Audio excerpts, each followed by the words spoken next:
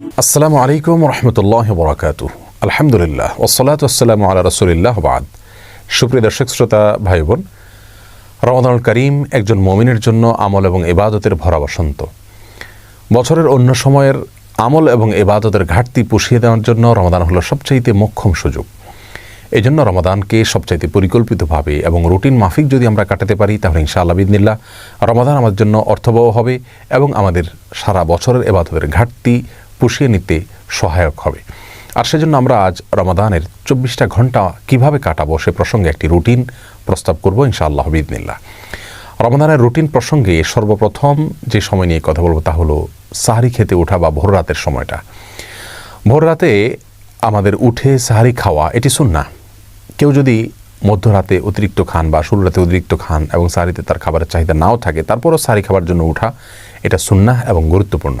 কারণ রাসূল করিম সাল্লাল্লাহু আলাইহি ওয়াসাল্লাম বলেছেন, তাসাহহারু ফাইন্না ফিস সাহুরি বারাকাহ, তোমরা সাহরি খাও কারণ সাহরি খেলে তার মধ্যে বরকত রয়েছে, এই খাবারের ভিতরে বরকত রাখা হয়েছে। অল্প হলেও খাওয়া সুন্নাত, বিশেষ করে খেজুর খাওয়ার কথা বিভিন্ন হাদিসে রয়েছে। আমরা সাহরিতে আর যাই খাই, একটা করে খেজুর অন্তত খাবো। সাহরি খেতে যখন আমরা উঠবো, কমপক্ষে সাহরি খাওয়ার আগে আধা ঘন্টা যেন আমরা সময় পাই, সেভাবে আমরা উঠবো। কারণ একজন মুমিনের কাছে 24 ঘন্টা সময়ের ভিতরে সবচেয়ে গুরুত্বপূর্ণ সময় হলো ভোর রাতের সময়টা।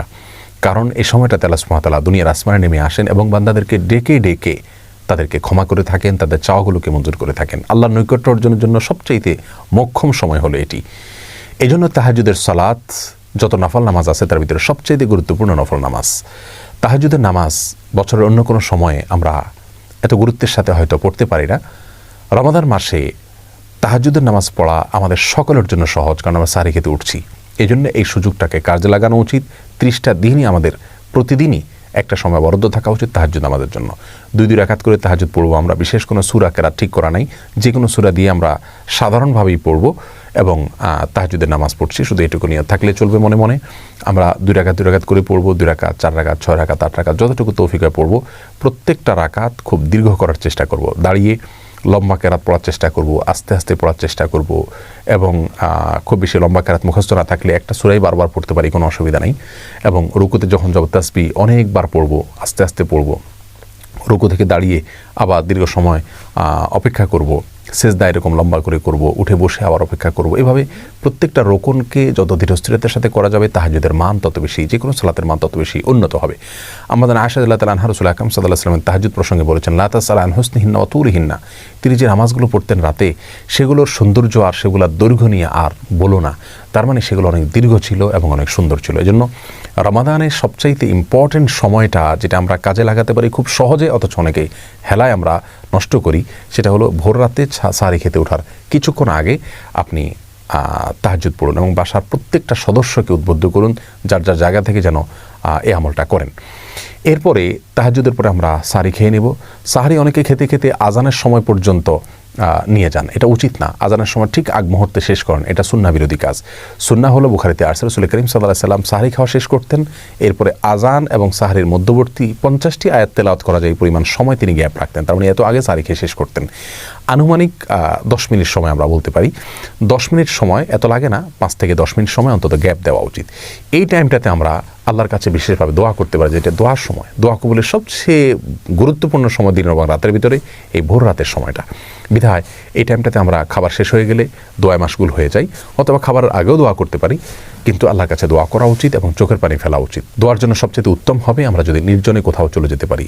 প্রয়োজনে বাসার ছাদে চলে যাওয়া যেতে পারে, প্রয়োজনে বাসার কোনো একটা কোনায় চলে যাওয়া যেতে পারে, কোনো একটা কক্ষে যেখানে কেউ না, সেখানে নিরিবিলি আমরা আল্লাহর কাছে আমাদের চাওয়াগুলো পেশ করতে পারি, চোখের পানি ফেলতে পারি। আমাদের দুরবস্থার জন্য আল্লাহর কাছে ফরিয়াদ করে চোখের পানি ফেলে আমরা কান্নাকাটি করে দোয়া করতে পারি এবং আমাদের সার্বিক চাওয়াগুলোকে আল্লাহর কাছে পেশ করতে পারি। এটা হলো রমাদানের রুটিনের জন্য সবচেয়ে ইম্পর্টেন্ট সময়, যে সময়টাকে আমাদের খেয়াল করা উচিত এবং খুব সুন্দরভাবে পরিকল্পনা করে কাটানো উচিত। এরপরে ফজরের আজান যখন হয়ে যাবে, আজানের পরে আমরা 2 রাকাত সুন্নাত পড়ব। সুন্নাত পড়ার পরে নবী আলাইহিস সালামের সুন্নাত ছিল যে ফজরের 2 রাকাত সুন্নাত পড়ার পরে তিনি কিছুটা বিছানায় মাথা দিতেন, একটু হালকা, ঘুমাতেন না, কিন্তু কিছু সময়ের জন্য রেস্ট করতেন, সেটা 2-4 মিনিট হতে পারে। আমরা কিছু সময়ের জন্য হালকা একটু গড়াগড়ি করে বা বিছানায় যদি মাথা দিয়ে, তাহলে সুন্নাহ আদায় হয়ে যাবে। এরপরে উঠে আমরা ফরজ নামাজ পড়ব। ফজরের ফরজ নামাজ পড়ার পর আপন জায়গা যেখানে নামাজ পড়েছি সেখানে বসে থাকবো এবং সম্ভব হলে সূর্য উদয় হওয়া পর্যন্ত অপেক্ষা করব। সূর্য উদয় হওয়া পর্যন্ত এই টাইমটাতে বসে বসে সকাল সন্ধ্যার যে জিকিরগুলো আছে সেগুলো করব। সকাল সন্ধ্যার জিকির নিয়ে আমাদের বই আছে এবং সেটার PDF কপি পাওয়া যায় আমাদের ওয়েবসাইটে আসুন্নাহ ফাউন্ডেশন, সেখান থেকে আপনারা ডাউনলোড করে নিতে পারেন। অথবা নবী আলাইহিস সালামের সকাল সন্ধ্যার দোয়াগুলো যে কোনো বই থেকে আপনি সম্ভব হয় সেগুলো মুখস্থ করে নিয়ে পড়বেন এবং সূর্য ওঠা পর্যন্ত আপন জায়গায় বসে থাকবেন।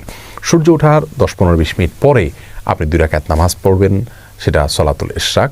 এই নামাজটা আপনি পড়ার কারণে আল্লাহ সুবহানাহু ওয়া তাআলা আপনাকে একটি পূর্ণাঙ্গ উমরার সওয়াব দিবেন। তিরমিজিতে বর্ণিত হয়েছে যে ফজরের পরে আপন জায়গায় বসে থেকে যদি এভাবে জিকির আজকার করা হয় এবং শেষে যদি 2 রাকাত নামাজ পড়া হয় অর্থাৎ ইশরাকের নামাজ, তাহলে এর মাধ্যমে এই সওয়াবটা আমরা পাবো। এটা অনেক রোজাদার আমরা মিস করি, আমরা ফজরের পরপর শুয়ে পড়ি। এটা অত্যন্ত ভুল একটি কাজ। আল্লাহ সুবহানাহু ওয়া তাআলা বলেছেন ওয়াসাব্বিহুহু বুকরাতাও ওয়া আসীলা, দিনের শুরুতে এবং শেষে তোমরা আল্লাহর পবিত্রতা বর্ণনা করো। কোরআন কারীমের বিভিন্ন জায়গায় বিষয়ে উৎসাহ দেওয়া হয়েছে। অতএব দিন এবং রাতের আমরা যদি তাহাজ্জুদের সময়টা, ভোর রাতের সময়টার পরে দ্বিতীয় সর্বোচ্চ গুরুত্বপূর্ণ কোনো সময়ের কথা বলি তাহলে সেটা হলো ফজরের পরের সময়টা। অথচ এই সময়টাতে আমরা রমজান মাসে বেশিরভাগ মানুষ শুয়ে যাই, এটা ভুল। যদি শুইতে হয়, ঘুমাইতে হয়, আমরা সেটা কিছুক্ষণ পরে ঘুমাবো, কিন্তু ফজরের পর ঘুমাবো না। জিকির আজকার এবং তাসবিহ তেলাওয়াতে মাশগুল থাকবো ইনশাআল্লাহ বিইذনিল্লাহ। এরপরে যদি আমরা ঘুমাই, রেস্টও করি, সেটা পরিমিত হওয়া উচিত এবং লিমিটেড সময়ের জন্য হওয়া উচিত, মেপে কাজ করা উচিত। আমরা 2 ঘন্টা, 2.5 ঘন্টা বা 1.5 ঘন্টা যার যতটুকু প্রয়োজন আমরা ঘুমিয়ে উঠে তারপরে আমরা তেলাওয়াত করলে সেটা সবচাইতে ভালো। কারণ ঘুম থেকে ওঠার পরে মানুষের মন মানসিকতা থাকে অত্যন্ত ফ্রেশ। এই অবস্থাতে কোরআনে কারীম যদি আমরা তেলাওয়াত করি, অর্থ সহকারে বোঝার চেষ্টা করি, কোরআনে কারীম রমজান মাসে আমরা তেলাওয়াত করি পুরোটা একবার বা একাধিকবার আমরা পড়ে শেষ করব, খতম দেব ইনশাআল্লাহ, সেটা খুবই ভালো হবে এবং সে সুন্নাহ। কিন্তু এর পাশাপাশি আমরা যদি অর্থ বোঝার চেষ্টা করি সেটা হবে আরও ভালো, শোনার উপরে সোহাগা। প্রতিদিন আমি যদি অন্তত একটা পৃষ্ঠা অর্থ এবং ব্যাখ্যা সহকারে কোনো একজন আলেমের তত্ত্বাবধানে হলে আরও ভালো হয়। যদি আমরা কোরআনকে বোঝার চেষ্টা করি এবং সেটা ঘুম থেকে ওঠার পরে হতে পারে, তেলাওয়াত হতে পারে এবং অর্থ ব্যাখ্যা সহকারে একটা পৃষ্ঠা করে অধ্যয়ন করা হতে পারে। এরপরে আমরা কিছু সময়ের জন্য ইসলামিক বই পুস্তক পড়তে পারি। বিশেষ করে ডক্টর খন্দকার আব্দুল্লাহ জাহাঙ্গীর রহমাহুল্লাহর যে বইগুলো আছে এগুলো ইসলামের বেসিক বিষয়গুলো সম্পর্কে ধারণা নিতে অনেক বেশি সহায়ক। এই বইগুলো আমাদের কাছে থেকে থাকলে সেগুলো আমরা পড়তে পারি। অনলাইনে PDF কপি পাওয়া যায় অনেকগুলো, সেগুলো নিয়ে আমরা কিছু সময় পড়ব। এরপর যখন জোহরের আজান হবে বা জোহরের ওয়াক্ত হবে, জোহরের এখানে 2 রাকাত নামাজ আছে, জাওয়ালের নামাজ বলা হয়, বুখারীতে আসছে, বিভিন্ন হাদিসের কিতাবে আসছে। এই নামাজটি প্রায় বিলুপ্তির পথে, আমরা আলোচনায় এটার ভুলে গেছি। সেটা হলো সূর্য যখন আপনার পশ্চিম আকাশে ঢলে পড়ে অর্থাৎ জোহরের ওয়াক্ত শুরু হয় তখন থেকে নিয়ে আপনার জোহরের ফরজ নামাজের বা জোহরের নামাজের আগে আগে যে নামাজটা পড়া হয় নফল নামাজ, এই জোহর নামাজ পড়ার জন্য রাসূল আকরাম সাল্লাল্লাহু আলাইহি ওয়াসাল্লাম উৎসাহ দিয়েছেন। যদিও এই নামাজের সময়কাল নিয়ে আরও নানা রকমের কথা আছে, কিন্তু আমরা এটি একটি বক্তব্য, এটার উপর আমল করতে পারি এবং একবার হলেও আমল করতে পারি। রমজান মাসে সেটা করার জন্য সবচাইতে সেরা সুযোগ আমাদের হাতে থাকে সাধারণত। যাই হোক, এই 2 রাকাত নামাজ যদি আমরা পড়তে পারি, পড়লাম। এরপরে জোহরের ওয়াক্ত হলে সুন্নাত এবং ফরজ এবং পরবর্তীতে সুন্নাত এবং পরবর্তীতে অতিরিক্ত 2 রাকাত নফল, যেটা অন্য সময় পড়া হয় না, সেটাও গুরুত্বের সাথে পড়লাম। ধীরে ধীরে সাথে প্রত্যেকটা নামাজ আদায় করলাম এবং ফরজ নামাজের পরে 5 ওয়াক্ত সালাতের পরে রাসূল আকরাম সাল্লাল্লাহু আলাইহি ওয়াসাল্লাম যে দোয়াগুলো ছিল সেই দোয়াগুলোকে খুব গুরুত্বের সাথে, আন্তরিকতার সাথে পড়ার চেষ্টা করব। মাসতুন দোয়াগুলোকে যেভাবে রাসূল করিম সাল্লাল্লাহু আলাইহি ওয়াসাল্লাম পড়েছেন, জিকিরগুলো করেছেন, দোয়াগুলো করেছেন, সেগুলো আমরা করবো ইনশাআল্লাহ বিইذনিল্লাহ। এরপরে বাকি সময়টাতে আমরা যদি বাসা বাড়িতে অবস্থান করি তাহলে সেক্ষেত্রে বাসা বাড়িতে যারা কাজ করছেন তাদের কাজে একটু হেল্প করব। কারণ রাসূল করিম সাল্লাল্লাহু আলাইহি ওয়াসাল্লাম বাসা বাড়িতে মা বোনদের কাজে, স্ত্রীর কাজে তিনি হেল্প করতেন। অতএব আমরাও বাসা বাড়িতে থেকে কাজে হেল্প করব, সেটাও ইবাদত হিসাবে গণ্য হবে ইনশাআল্লাহ বিইذনিল্লাহ। সন্তানরা, তাদেরকে নিয়ে বসতে পারি, একটা সময় তাদেরকে নিয়ে একটা হাদিস পাঠ করে আমরা শোনাতে পারি, পারস্পরিকভাবে পর্যালোচনা করতে পারি, তাদেরকে নসিহত করতে পারি, তাদের জীবন গড়ার জন্য তাদেরকে আমরা উপদেশ দিতে পারি এবং বিভিন্ন সাহাবীদের ঘটনাগুলো তাদেরকে পড়ে শোনাতে পারি। জোহরের পরের সময়টা আমরা সেভাবে কাটাতে পারি। এরপরে দুপুরে একটু কায়ুলা করা সুন্নাত, সম্ভব হলে কিছু সময়ের জন্য আমরা একটু রেস্ট করলাম। সেটা খুব সংক্ষিপ্ত হতে পারে, কিন্তু শুইলে একটা সুন্নাহ আমার আদায় হয়ে গেল। এরপর শোয়া থেকে উঠে আমরা আবারও তেলাওয়াত অথবা অন্যান্য বই পুস্তক পড়া, সেগুলোতে আমরা লেগে যেতে পারি। আসর নামাজের পরে মাগরিব পর্যন্ত এই সময়টা খুবই গুরুত্বপূর্ণ, কারণ দিনের শুরুতে এবং শেষে তাসবিহ পাঠ করতে বলা হয়েছে। সন্ধ্যার যে জিকিরগুলো কোরআন হাদিসে বর্ণিত হয়েছে, দোয়াগুলো বর্ণিত হয়েছে, সেগুলোকে আমরা আসর থেকে মাগরিব এই সময়টাতে আমরা করতে পারি। এমনকি এক জায়গায় বসে না থেকে আমাদের ইফতারের আয়োজন করতে করতেও আমরা এই দোয়াগুলো পড়ে ফেলতে পারে যদি মুখস্থ থাকে। আর মুখস্থ না থাকলে সকাল থেকে সন্ধ্যার যে দোয়ার বই আছে সেগুলো দেখে দেখে আমরা দোয়াগুলো পড়ে ফেলতে পারি। পুরো মাস আমরা দেখে দেখে পড়লে ইনশাআল্লাহ দোয়াগুলো আমাদের মুখস্থ হয়ে যাবে আজীবনের জন্য। এবং সবাইকে উৎসাহ দেব যাতে করে দোয়াগুলো সবাই পড়েন। আর সন্ধ্যায় অর্থাৎ দিনের শেষে আল্লাহ সুবহানাহু ওয়া তাআলার তাসবিহ বর্ণনা করা, এটা আল্লাহ সুবহানাহু ওয়া তাআলার কাছে খুবই পছন্দনীয়, বিধায় সেটা আমরা করবো ইনশাআল্লাহ বিইذنিল্লাহ। আর আসরের পরে মাসনুন দোয়া, যে নামাজের পরবর্তী দোয়া, সেটা করতে আমরা অবশ্যই ভুলব না। মাগরিবের আজান হয়ে গেলে বা আপনার যখন ইফতারের সময় হবে, ইফতারের সময় হওয়ার সঙ্গে সঙ্গে বিলম্ব না করে ইফতার করব, কারণ ইফতার দ্রুত করা আর সাহরি শেষের দিকে করা এটা সুন্নাহ। এবং নবী আলাইহিস সালাম এটাকে এই জাতির কল্যাণের পূর্ব শর্ত হিসাবে আখ্যায়িত করেছে। বিধায় আমরা সূর্য অস্ত যাওয়ার পর বিলম্ব না করে খুব দ্রুত ইফতার করে ফেলবো ইনশাআল্লাহ বিইذনিল্লাহ। ইফতারিতে অস্বাস্থ্যকর কোনো কিছু খাবো না। খুব বেশি ভাজা পোড়া খাওয়ার অভ্যাস আমাদের দেশে মানুষের। অতিরিক্ত ভাজা পোড়া খাওয়ার ফলে রাতে দাঁড়িয়ে ইবাদত বন্দেগী করা কঠিন হয়ে যায়, তারাবি পড়া কঠিন হয়ে যায়, সুন্দরভাবে কাটানো যায় না। সেজন্য উচিত হবে স্বাস্থ্যসম্মত খাবারগুলো খাওয়া এবং যথাসম্ভব অস্বাস্থ্যকর খাবারগুলোকে পরিহার করা। এবং খেজুর দিয়ে ইফতার করা সুন্নাত, যদি সম্ভব হয় খেজুর দিয়ে ইফতার করব।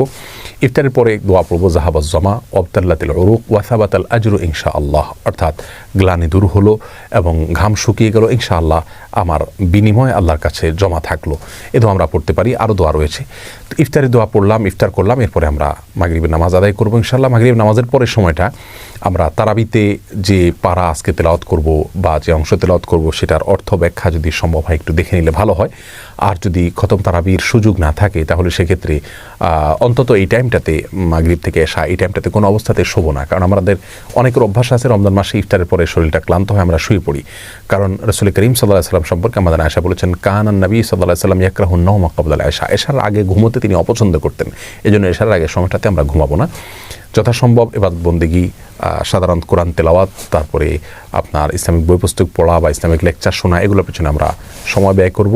কোনো অবস্থাতে আমরা এই সময়টাতে অন্তত ঘুমাতে যাব না বা অন্তত শুইতেও যাব না। যাই হোক, এরপরে এশার নামাজ আদায় করে তারাবি নামাজ আদায় করে খুব ধীরস্থিরতার সাথে তারাবি শেষ করব, খুবই আস্তে আস্তে করার চেষ্টা করবো ইনশাআল্লাহ। রাতের খাবারটা এশার আগে খেয়ে ফেলতে বলে ভালো হয়। আর যদি এশার পরেও খাই তাহলে বিলম্ব না করে এশার পরে দ্রুত শুয়ে পড়ব। এশার পরে অন্য কোনো কাজ না করাই উত্তম, কারণ কানান নবী সাল্লাল্লাহু আলাইহি ওয়াসাল্লাম ইয়াকরাহুন নাওমা ক্বাবলা আয়েশা ওয়াল হাদিস বাদা, এশার পরে তিনি কথাবার্তা বলা পছন্দ করতেন না। তবে হ্যাঁ, স্বামী স্ত্রীর কথাকে প্রশংসনীয় বলেছেন, তিনি নিজেও স্ত্রীর সাথে কথা বলতেন, সেটা ভিন্ন কথা। কিন্তু সচরাচর আড্ডা এগুলো আমরা করতে যাব না। টেলিভিশন অথবা সোশ্যাল মিডিয়াতে স্ক্রল করা, এগুলোর থেকে আমরা বেঁচে থাকবো। এশার পরে খুব দ্রুত আমরা শুয়ে পড়ার চেষ্টা করব, তাতে ভোর রাতে আগে আগে উঠা আমাদের জন্য সহজ হবে। পরিকল্পনা করে কোরআনে কারিমের জন্য প্রতিদিন এক পারা করে বা 1.5 পারা করে বা 2 পারা করে, যা যতটুকু তৌফিক কুলায় আমরা বাজেট করব, বরাদ্দ করব এবং সেই অনুযায়ী আমরা প্রতিদিন ইনশাআল্লাহ বিইذনিল্লাহ কোরআন তেলাওয়াত করে যাব। এবং সময় ফিক্স করে নেব যে কোন টাইমটাতে আমি করব। আমি কি ঘুম থেকে উঠে সকালে করব, নাকি জোহরের পরে করব, নাকি মাগরিবের পরে করব, এই সময়টা আমরা ফিক্স করে নিব ইনশাআল্লাহ বিইذনিল্লাহ। আল্লাহ তাআলা আমাদের সকলকে এই রমাদানে বেশি থেকে বেশি উত্তম থেকে উত্তমতর ইবাদত করার তৌফিক দান করুন। আর সবচেয়ে গুরুত্বপূর্ণ বিষয় হলো রমাদানে গুনাহ থেকে বেঁচে থাকা, কারো গীবত পরচর্চা যেন না হয়, টেলিভিশনে মোবাইলে হারাম কোনো জিনিস যেন দেখা না হয়, শোনা না হয়, এই বিষয়গুলোর প্রতি খুব বেশি খেয়াল করব। তাকওয়া চর্চাই হলো রমজানের সিয়ামের সবচেয়ে বড় উদ্দেশ্য। আল্লাহ তাআলা আমাদের সকলকে সেই উদ্দেশ্য সাধন করার তৌফিক দান করুন। রমজানের প্রত্যেকটা মুহূর্তকে সঠিকভাবে ভালোভাবে কাটানোর তৌফিক নসিব করুন। মা বোনরা যারা কাজকর্ম করবেন, রান্নাবাড়া করবেন, এর ফাঁকে ফাঁকেও তারা তাসবিহ, তাহলিল, জিকির এগুলো চালু রাখবেন, কারণ বিনা উযুতে তাসবিহ তাহলিল করা যায়, দুরূদ পাঠ করা যায়। যে সমস্ত জিকিরগুলো বিশেষ করতে উৎসাহ দেওয়া হয়েছে কোরআন এবং সুন্নাহ নির্যাস, যেগুলো যেমন দুরুদ, ইস্তেগফার, তারপরে দোয়া ইউনুস এবং ইয়াদাল জালাল ওয়াল ইকরাম, এরকম আরও অনেকগুলো দোয়া আছে, সেগুলোকে আমরা চলতে ফিরতে উঠতে বসতে সবাই করতে থাকবো।